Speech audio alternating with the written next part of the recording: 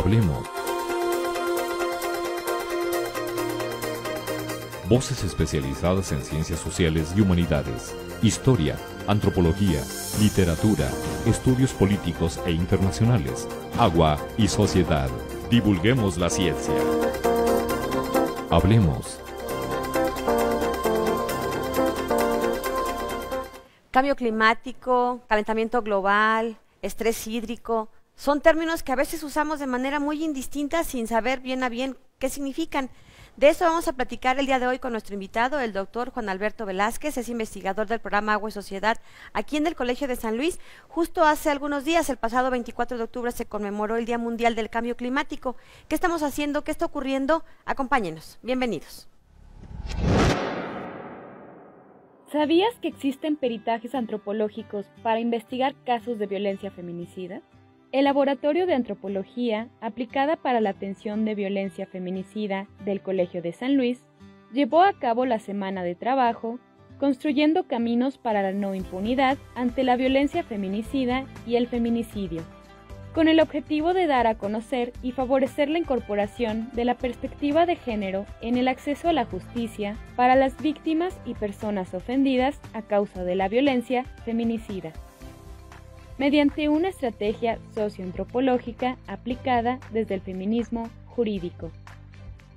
Este evento, coordinado por la doctora Mónica Luna, visibilizó a través de sus diversas actividades la importancia del peritaje antropológico dentro de los casos de feminicidio, con la finalidad de entender el contexto de estos actos violentos, además de cuestionar y evidenciar las costumbres y tradiciones que excluyen a las mujeres de las leyes y los discursos de Estado.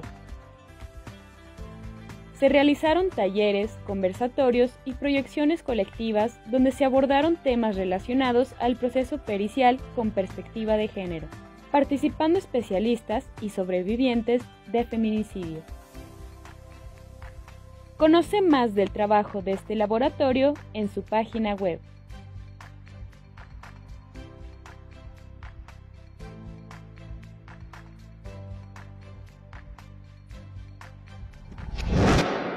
¿Qué tal? ¿Cómo están? Bienvenidos al Colegio de San Luis. Hoy estamos afuera de nuestro auditorio, que por cierto, cuando tengan oportunidad pueden venir a nuestros eventos. Tiene una capacidad de más de 250 personas, tiene muy buena acústica, así que bueno, pues aquí estamos como siempre presumiéndoles un poco de la infraestructura que tiene el Colegio de San Luis.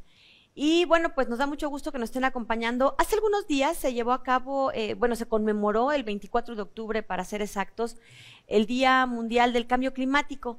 Y bueno, pues precisamente para, con este pretexto, digamos, aunque no es en la fecha exacta, porque ya este programa pasará cerca más bien del mes de noviembre, nos gustaría platicar con uno de los investigadores que trabajan acá precisamente este tema. Así que doy la bienvenida y agradezco mucho que haya aceptado la invitación a esta entrevista al doctor Juan Alberto Velázquez, quien precisamente tiene este tema como uno de los focos de su investigación. Y bueno, pues él pertenece a lo que antes se denominaba Cátedras CONACYT, pero que hoy es el programa Investigadores por México y trabaja en el programa Agua y Sociedad. Doctor, gracias por acompañarnos, bienvenido. Hola Lidia, muchas gracias por la invitación. A ver, cuéntanos, porque este es un centro de ciencias sociales y humanidades y casi todo el mundo se imagina que pues aquí solo hay o antropólogos o sociólogos o cosas que tengan que ver estrictamente con las ciencias sociales, pero lo que siempre te he dicho y que nos llama mucho la atención es que tu formación es en ciencias exactas. Eres ingeniero civil, tienes una maestría en hidrosistemas con especialidad de ingeniería ambiental y tu doctorado en ingeniería civil. Cuéntanos cómo surge este interés por hacer primero estos posgrados, pero luego orientarte hacia un centro de investigación como el Colegio de San Luis. Claro. Bueno, sí, como mencionas, soy ingeniero civil y maestría en ingeniería civil, ingeniería ambiental, doctorado en ingeniería civil. Siempre trabajé estos temas en postdoctorado, me especialicé en lo que es la hidrología, que es el estudio, digamos, que del ciclo hidrológico, lo que es el ciclo del agua, la modelación matemática, y en 2014, surgió este programa de Cátedras CONACYT, ahora que cambió el nombre a Investigadores por México, en donde las instituciones proponían proyectos de investigación y los recién egresados de doctorado que acababan de terminar su formación como investigadores postulaban para trabajar en sus proyectos.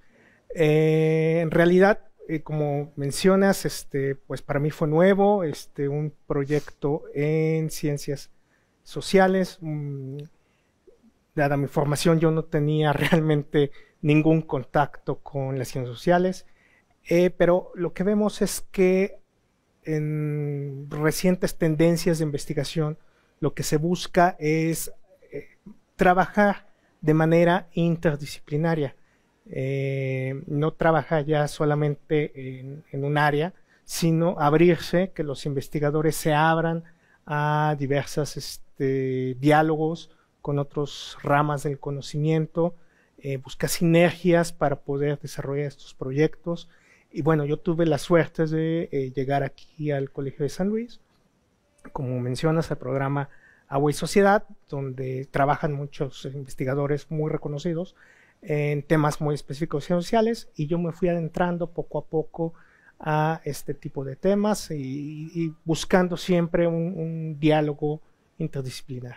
Y es que se enriquece mucho, ¿no? La perspectiva de todos los fenómenos no solo se tendría que ver justo como se hacía en el pasado con el filtro de una sola perspectiva, sino que precisamente eso enriquece cualquier fenómeno social o no social estrictamente, sino que siempre tiene ahí una vertiente distinta.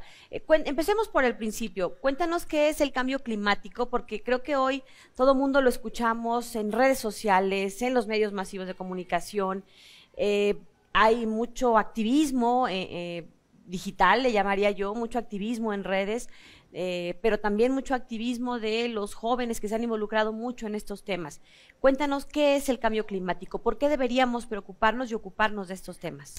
Bueno, el clima, nosotros vivimos finalmente en lo que es pues la biosfera. Estamos nosotros adaptados finalmente como sociedades a vivir en un lugar con ciertas características. ¿Eso es la biosfera? ¿Un lugar con ciertas características? No, bueno, la biosfera más bien es bueno, tenemos el lugar. La biosfera es la interacción entre los sistemas bióticos, los ecosistemas, la atmósfera y también la sociedad. Entonces nosotros somos parte de esta biosfera.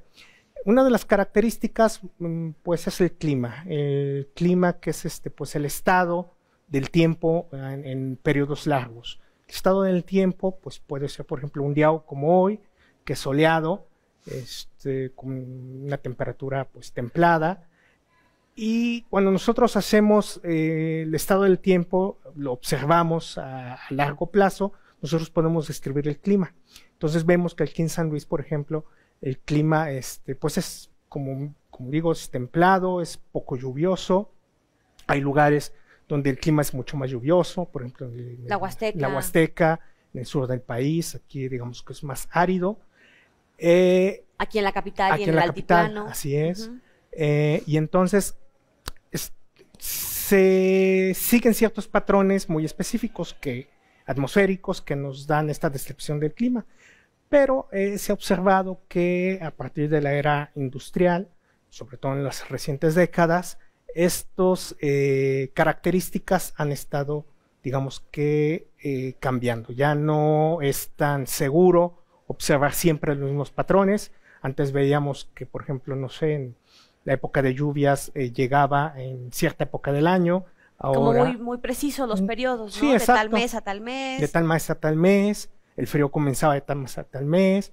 Las ondas bueno, el calor más fuerte era en también mayo, aquí, por ejemplo, en San Luis Potosí, más predecibles. Sin embargo, bueno, como digo, recientemente se ha observado cambios en estos patrones.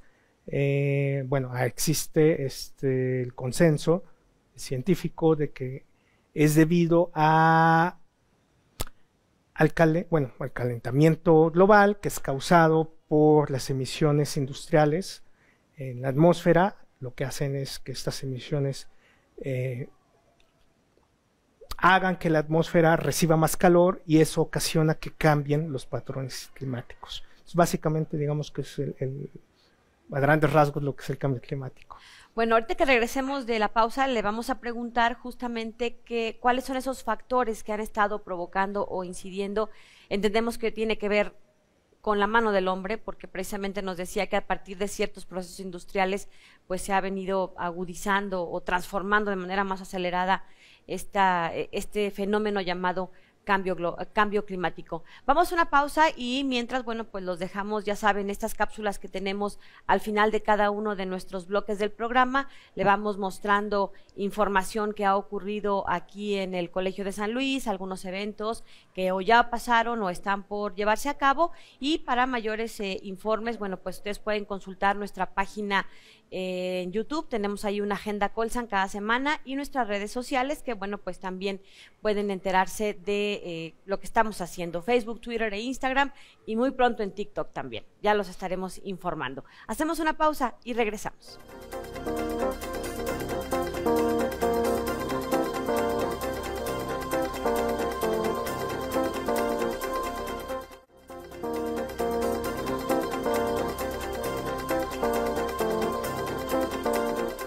Bien, estamos de regreso y estamos platicando sobre cambio climático, un tema que todos escuchamos en algún momento del día seguramente, y bueno, pues con mayor razón como en ciertos momentos del año, cuando de pronto siendo pleno mayo y nos cae un frío inesperado, o cuando estamos en pleno noviembre y todavía andamos con aquellos calorones de 30 grados.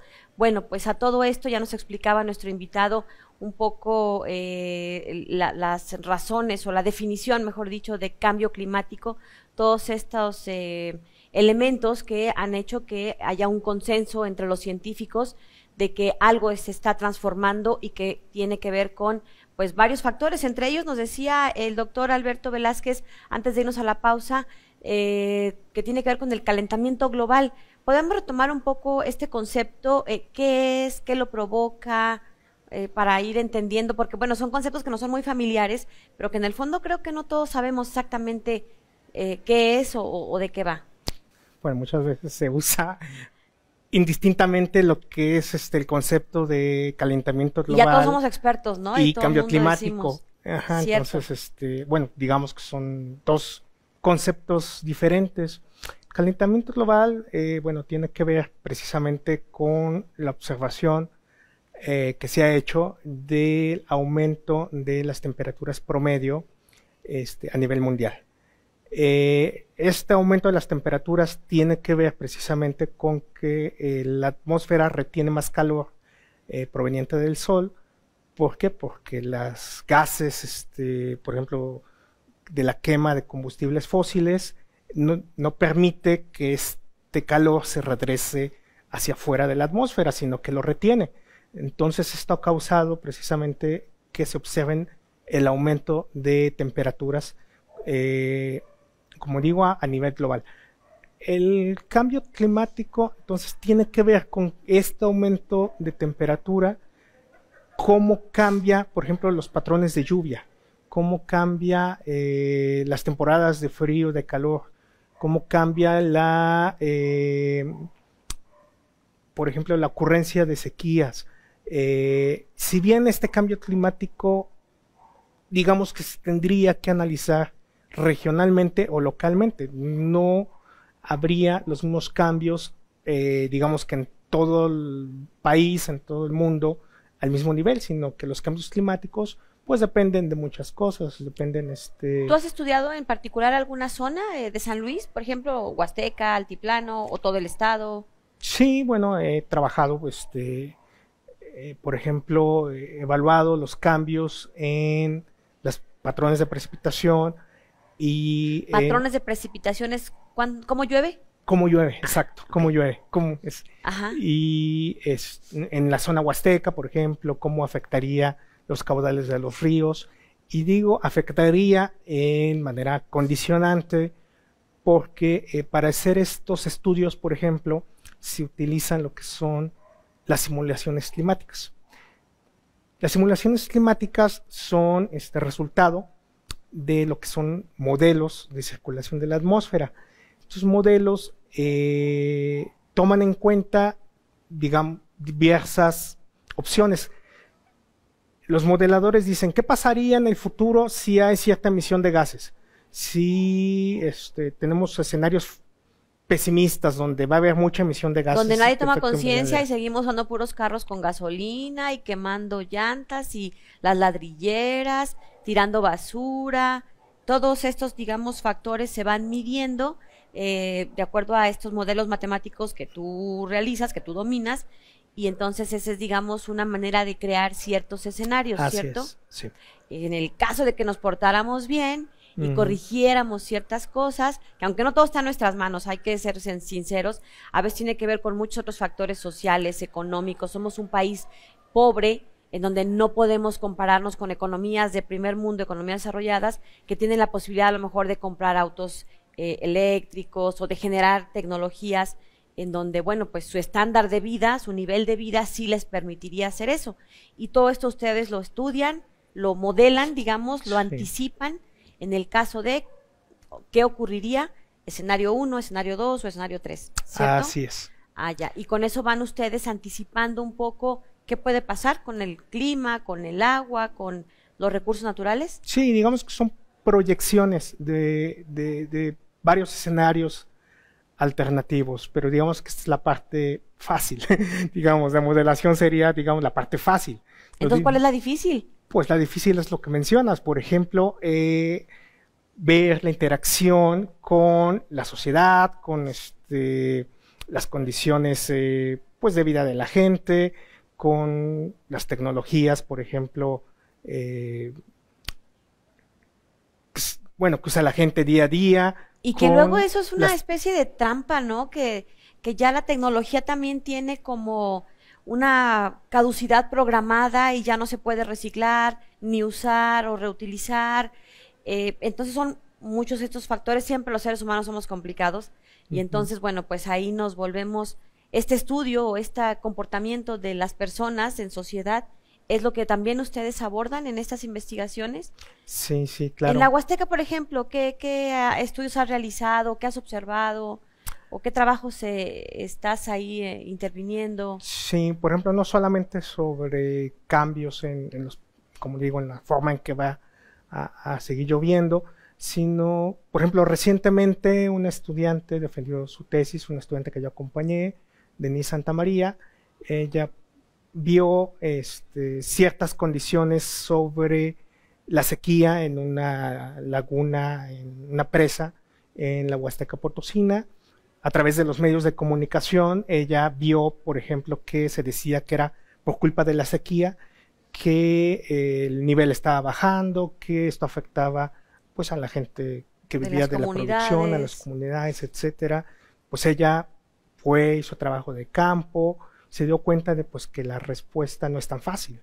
O sea, no solamente es la sequía la que afecta, sino que afecte los bajos niveles de agua de la presa, sino que se dio cuenta y nos dimos cuenta pues que hay un problema de gestión del agua muy fuerte. Por ejemplo, que esta agua que está reservada en la presa se usa no solamente para las comunidades, para las siembras, sino que la usan unas empresas para sembrar muchas hectáreas de árboles frutales.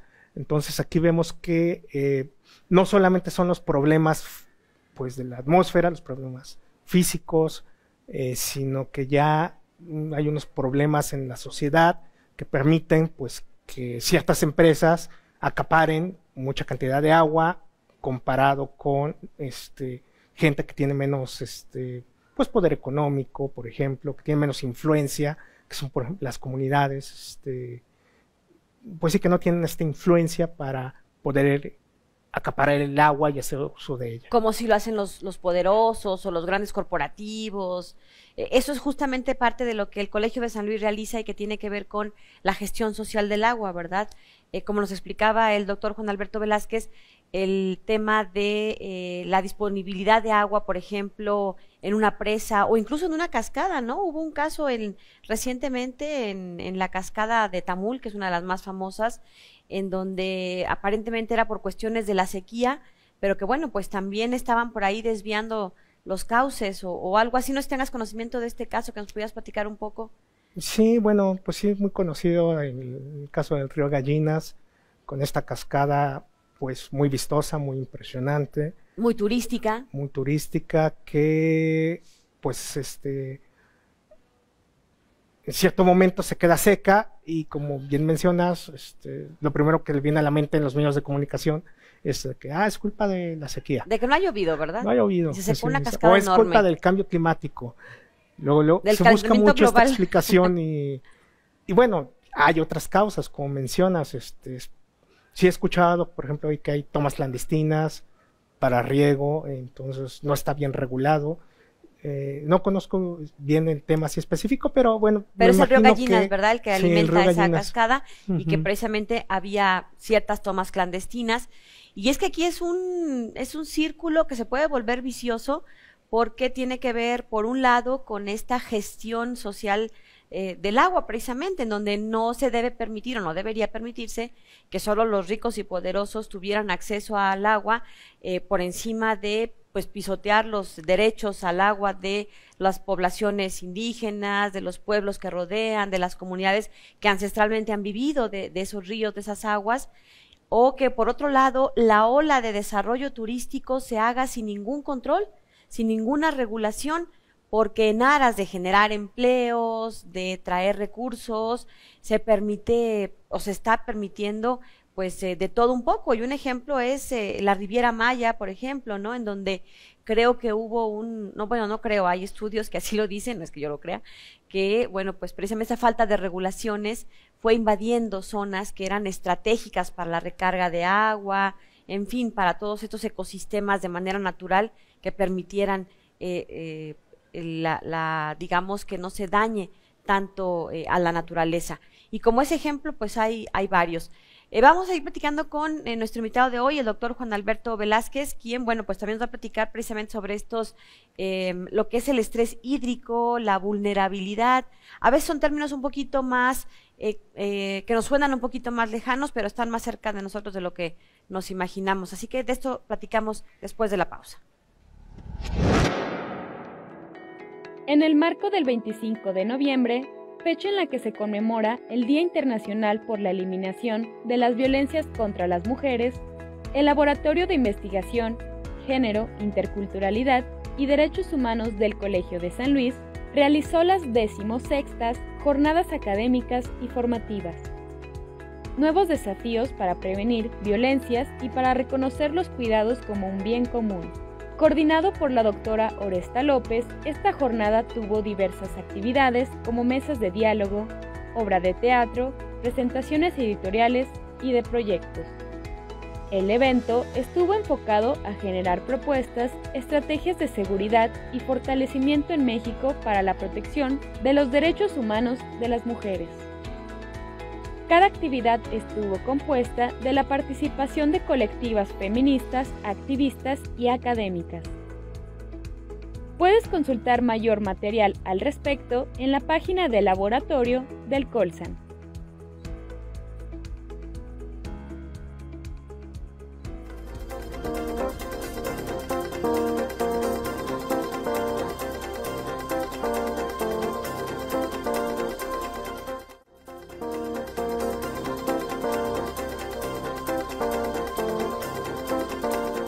Bien, estamos de regreso. El pasado 24 de octubre se conmemoró el Día Mundial del Cambio Climático. Todos podemos hacer algo en torno a este fenómeno que está cambiando de manera radical y vertiginosa el clima, pero no solo el clima, sino, bueno, de hecho no se dice clima, ¿verdad, doctor? O si es el clima, ¿es así, se hace calor y hace frío? No, es el estado del tiempo. Es el estado del Claro. tiempo. Entonces, ¿qué es el clima? Pues, como decía, el clima es el estado del tiempo, pero a largo plazo. Una vez escuché, por ejemplo, que decían que el estado del tiempo es como tu humor en el momento. O sea, si estás contento, si estás triste, y el clima sería como tu personalidad. Si soy extrovertida, Exacto, si soy sí. alegre, si Sí, soy sí, sí. depresiva. Ah, ya entendimos. Entonces, Ya ven cómo se nos hace tan fácil decir estas palabritas y no lo es tanto. Pero bueno, estamos hablando de cambio climático con el doctor Juan Alberto Velázquez. Él es investigador en el programa Agua y Sociedad aquí en el Colegio de San Luis. Y bueno, nos ibas a comentar, más bien yo te iba a preguntar sobre otros aspectos que has estudiado, riesgos hidrometeorológicos. ¿Qué son estos y si tienen que ver con el cambio climático o con el calentamiento global? sí, bueno, los riesgos hidrometeorológicos, bueno, hidro, pues agua, meteorología, pues los fenómenos que pasan Los relativos fenómenos al de agua. agua. Así es. Ok. Como por ejemplo. Pues las precipitaciones que causan inundaciones, las inundaciones afectan a la gente, la falta de precipitaciones como son las sequías, que también pueden causar afectaciones. Entonces, lo que hacemos es evaluar, no tanto el riesgo, digo, el riesgo muchas veces se evalúa de manera en ingeniería con estadísticas, por ejemplo, pero nosotros lo que hacemos, digamos, es evaluar cómo afectan estos fenómenos a las personas y más que cómo afectan, todo lo que hay alrededor, el marco social que envuelve que muchas veces se afecte más a ciertas personas, a ciertas condiciones que a otras. Aquí ya entra un concepto que sería, por ejemplo, el de la vulnerabilidad. Si hay personas más vulnerables, ¿qué causa esa vulnerabilidad? ¿Qué condiciones? ¿Por qué a unos los afecta de cierta manera más severa que a otras personas?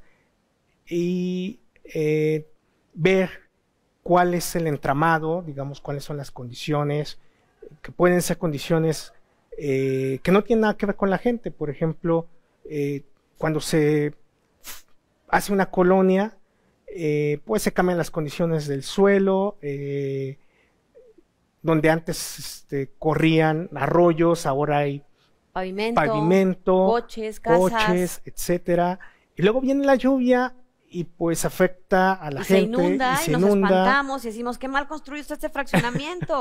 Y no, llegó la mano del hombre a invadir un arroyo, una corriente de agua, un cerro, y de pronto nos sorprendemos como si la culpa fuera a lo mejor del fraccionador, y en realidad tiene que ver con estos riesgos. Y es que nos comentaban otros colegas tuyos que los fenómenos hidrometeorológicos, es decir, las lluvias o los huracanes o las sequías, etcétera, son eso, simplemente son hechos de la naturaleza, que en realidad es la mano del hombre lo que ha vuelto que sean riesgosos, porque entonces, bueno, pues se convierten en riesgo en función de cómo está construido socialmente esa realidad de las personas. ¿Quiénes son los más vulnerables, por ejemplo? ¿O qué has encontrado? ¿O cuál es la vulnerabilidad que ustedes han detectado en sus estudios? Bueno, por ejemplo, ahora que lo mencionas sobre los fraccionadores, pues realmente sí tiene mucho que ver las personas que tienen mucho poder económico, político,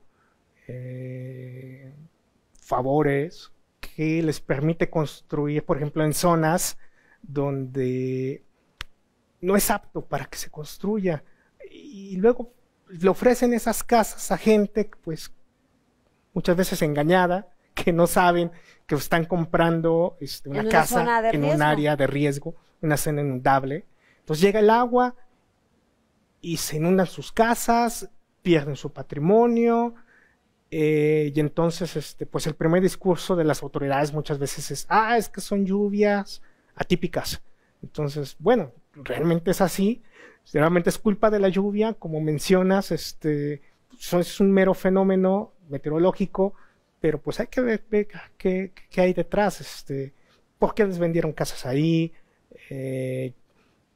quién les vendió las casas, pues no sé, mucho en un entramado político, económico, social, que hace que las personas se pongan en cierto riesgo. Entonces, no podemos nosotros decir son un sector especial de la sociedad.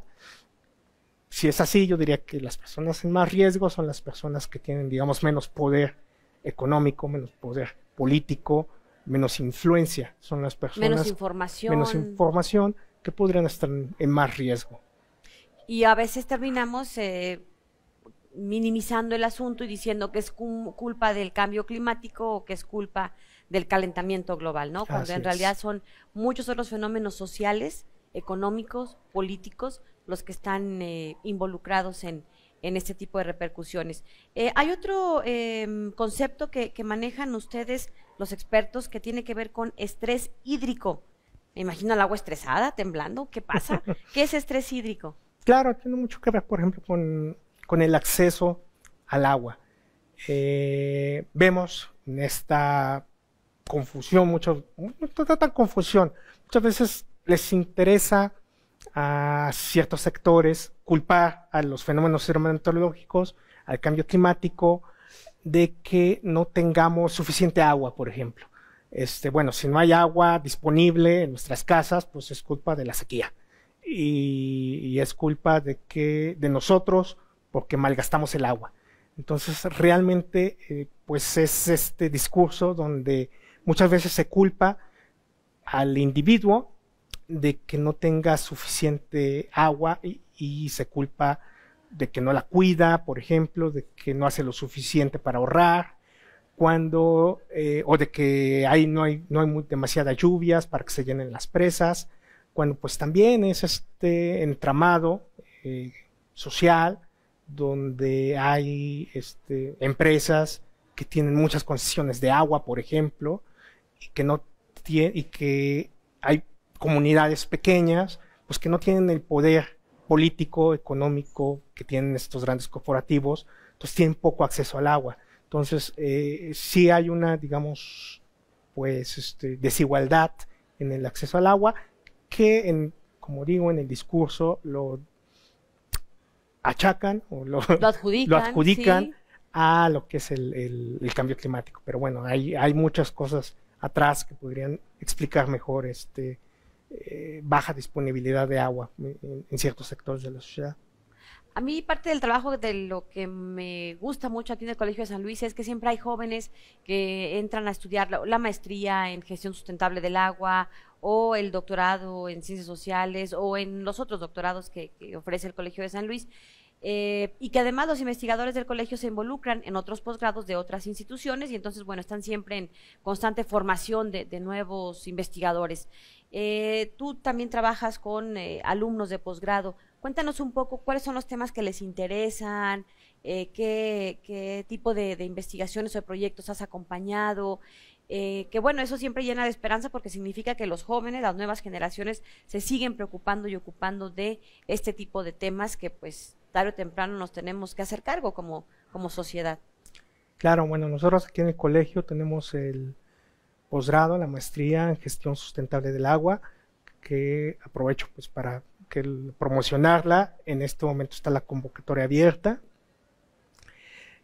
Bueno, los estudiantes están interesados precisamente en ver este enfoque social de lo que es la gestión del agua. Yo he acompañado a estudiantes que han trabajado sobre, por ejemplo, la gestión comunitaria del agua en Nicaragua, en una región de Nicaragua, por ejemplo, que están trabajando en otras instituciones, por ejemplo, en lo que es la implementación de sistemas de alerta temprana ante, por ejemplo, huracanes o ante sequías, no solamente con lo que es la modelación matemática, sino buscando la comunicación efectiva con el público, con la sociedad. Bueno, hay investigadores, bueno, que acompañan a estudiantes aquí también, que trabajan temas, por ejemplo, sobre derecho de agua, derecho humano al agua, que trabajan sobre comunidades indígenas, acceso a las comunidades indígenas. Bueno, es una variedad de temas y de enfoques de investigación que se pueden encontrar aquí en la maestría. y que por cierto ya nos ayudó a hacer aquí el gol completo el doctor Juan Alberto Velázquez. Tenemos la maestría en gestión sustentable del agua con convocatoria abierta. En nuestras redes sociales pueden encontrar datos, pero sobre todo en la página web del Colegio de San Luis hay una sección de convocatorias. Si ustedes le dan clic ahí, se pueden ir directamente a descargar la convocatoria con sus requisitos, plazos, documentación, etcétera. Vamos a ir a una pausa y regresamos para seguir platicando y cerrar el programa con nuestro invitado de hoy, el doctor Juan Alberto Velázquez. Estamos hablando de cambio climático. Regresamos.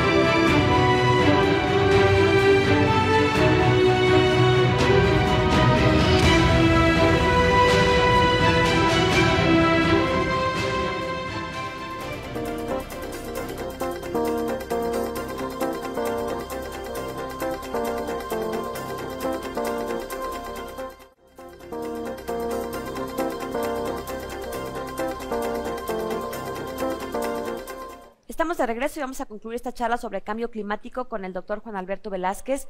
Nos daba un dato ahorita en la pausa, nos decía que el 40% del agua que circula en la red pública de agua potable se fuga. Entonces, bueno, pues imagínense ustedes el papel que tienen ahí las autoridades también, ¿no? Para cuidar, para dar mantenimiento, para invertirle en cosas que realmente se necesitan. Cuéntanos, nos vimos como muy retratados en lo que le podría pasar a San Luis Potosí en unos años, quizá en un futuro no muy lejano, con la situación que vivió Monterrey hace apenas unos meses. La ciudad de Monterrey estaba, bueno, imagínese usted el tamaño, tienen cerca de 8 millones de habitantes en su zona conurbada y bueno, pues simplemente veíamos cómo se disparó el precio de un garrafón en más de 120 pesos, por ejemplo, cómo se disputaban ahí las pipas o se iban a bañar a la fuente de la Macroplaza, medidas extremas que creíamos que estaban como salidas de una película de terror sobre cambio climático. Pero bueno, ¿qué medidas se tomaron? ¿Fueron las correctas? Yo oía una cosa que, según entiendo, no era como muy adecuada, esto de bombardear las nubes. Cuéntanos un poco sobre esta situación que conociste. Sí, bueno, lo conocimos todos por los medios de comunicación. Como tú mencionas, parecía pues una película. Un apocalipsis, ¿no? Un apocalipsis, realmente. Bueno, nos dicen entonces que es la falta de lluvias y lo que está ocasionando esta crisis hídrica en Monterrey o en otras ciudades. Y como siempre, pues adjudicando a lo que es las cuestiones climáticas un problema más profundo, un problema estructural de gestión del agua.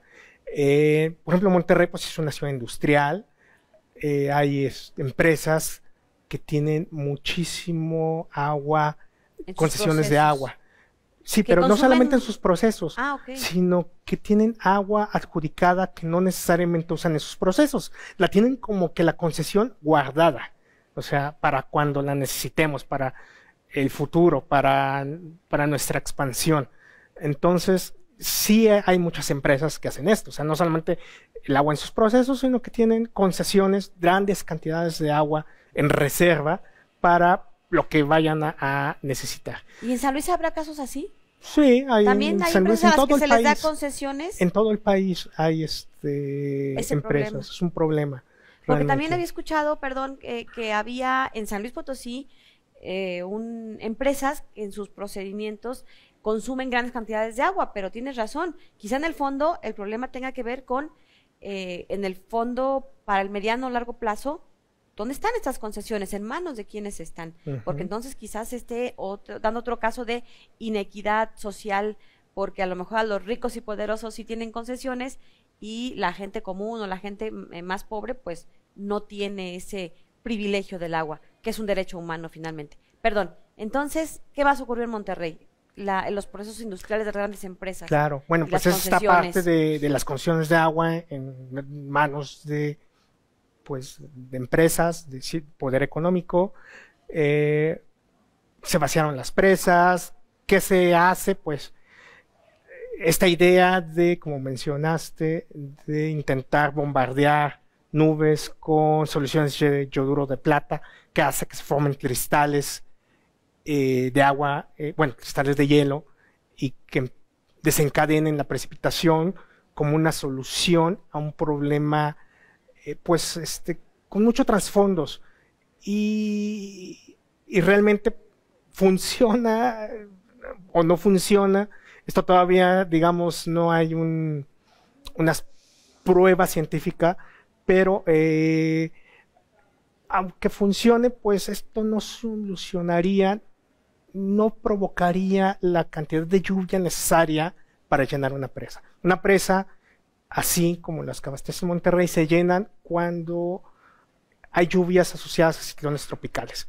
Entonces no tiene nada que ver estas, podría decir estas simulaciones que se hacen, soluciones de último momento para buscar que haya más precipitación y que haya más agua para la población. Esto, digamos que tiene un trasfondo, es, digamos, una adaptación que busca ante el cambio climático, ante los fenómenos hidrometeorológicos, un tipo de adaptación que busca resolver problemas inmediatamente.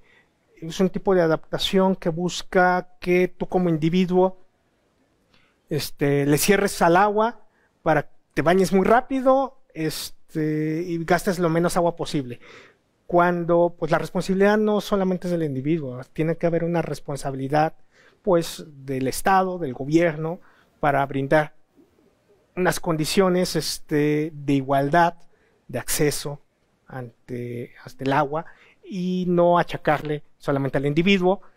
Que bañate en 5 minutos, no tienes agua cuando te laves los dientes. ¿Y qué pasa con las grandes empresas y los grandes procesos y la fuga del 40% del agua en la red pública y el marco legal que no está o bien aplicado o bien estructurado, porque entonces el agua en grandes cantidades sigue siendo solo como un privilegio para muy poquitos, ¿no? Así es. Están en manos de muy pocos. ¿Qué otros resultados de investigación nos puedes contar en torno a este asunto de el cambio climático, tu nivel de expertise, tu trabajo que haces de manera cotidiana aquí en el Colegio de San Luis? Sí, bueno, por ejemplo, recientemente me invitaron a participar en un proyecto en colaboración con el IPCID, la doctora Natalia Martínez. Ella tiene un proyecto donde se busca, por ejemplo,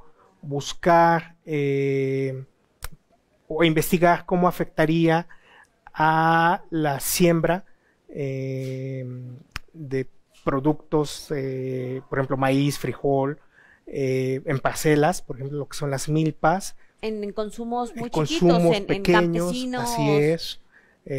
No estos grandes corporativos que tienen sus sembradíos con una infraestructura y un desarrollo tecnológico impresionante, de Sí, miles que tienen de hectáreas, grandes cantidades ¿no? de agua a su disposición. Aquí es más bien como los pequeños productores, los campesinos, pues les afectarían estos cambios de los regímenes de lluvia, qué tecnologías están implementando, por ejemplo, para disminuir otra vez esta vulnerabilidad ante los posibles cambios en los patrones climáticos que hay en el futuro. Y tú aportas ahí modelos matemáticos. Sí, estamos diversos grupos de trabajo. Yo, por ejemplo, estoy trabajando en lo que es recolección de datos para ver cómo en el futuro cambiarían, digamos, las condiciones de clima, cómo afectarían o no afectarían, porque hay regiones del país donde puede haber más lluvia, por ejemplo, por el cambio climático, no necesariamente hay menos lluvia. Como mencioné hace un momento, los cambios climáticos tienen que estudiarse a nivel muy regional. pero para estudiarlo nos hacen falta muchos datos. Mucho tiempo, ¿no? Quizás. Pues sí, también, pero sobre todo datos que no tenemos. Aquí en México sí hace falta una red de medición, por ejemplo, de lo que es el estado del tiempo, para nosotros evaluar el clima que hay. Las redes meteorológicas de estaciones que miden la precipitación, la temperatura, etcétera, pues están en muy malas condiciones. Se les ha dejado caer, se han hecho equipos viejos sin falta de mantenimiento. Por ejemplo, en una investigación que hicimos nos dimos cuenta de que antes los caudales de los ríos se medían, ahora ya no se están midiendo. Lamentablemente en la Huasteca ya se está dejando de medir, y pues esta falta de datos es la que muchas veces limita este tipo de estudios de modelación en los que yo participo. Sin duda interesante este proyecto que mencionas del IPICIT, porque va orientado hacia los grupos de campesinos que generalmente habitan en zonas rurales pobres y que pues viven o sobreviven de lo que siembran en estas pequeñas parcelas, y que bueno, pues sin duda tiene que ser ahí como un foco de atención para las autoridades, porque volvemos a lo mismo, son quienes tienen en sus manos estos grupos de poder político, económico, social. Son tomadores de decisiones que van a incidir en este tipo de proyectos o de realidades.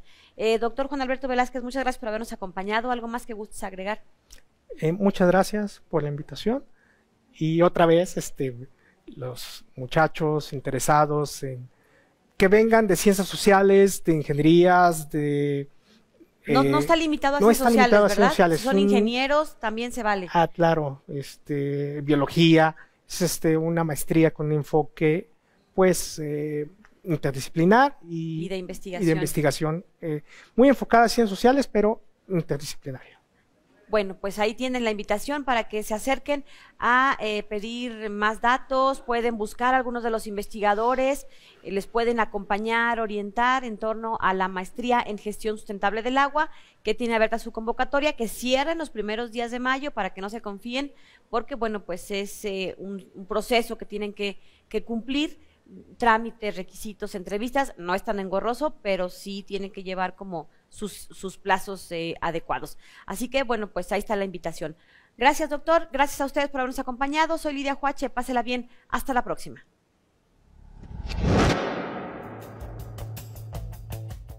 El Colegio de San Luis te invita a los eventos y actividades que se llevarán a cabo durante los próximos días.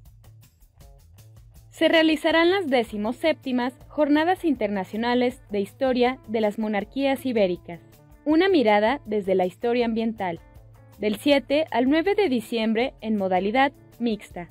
Para mayores informes puedes enviar un correo a juancarlos.ruiz@colsan.edu.mx. El Colegio de San Luis, a través de Casa Colsan Gilitla Ixba, invita al curso Temáticas Político-Sociales del México Contemporáneo, de noviembre a diciembre del 2022, en modalidad híbrida. Comunícate al correo claudia.rocha@colsan.edu.mx. El programa de estudios antropológicos llevará a cabo el taller Infancia y ritos. Sujetos, actores u objetos, los niños en los ritos de Mesoamérica y otros lados. El 9 de diciembre con transmisión en vivo por Facebook Live del Colsan. Consulta el programa completo en nuestra página web. ¿Quieres estudiar un posgrado con beca CONACYT? El Colegio de San Luis tiene abiertas las convocatorias de maestría en Historia y maestría en Gestión Sustentable del Agua. Conoce las bases en nuestras redes sociales y página web. Consulta los detalles de este y otros eventos a través de nuestra página web www.colsan.edu.mx y síguenos también en nuestras redes sociales.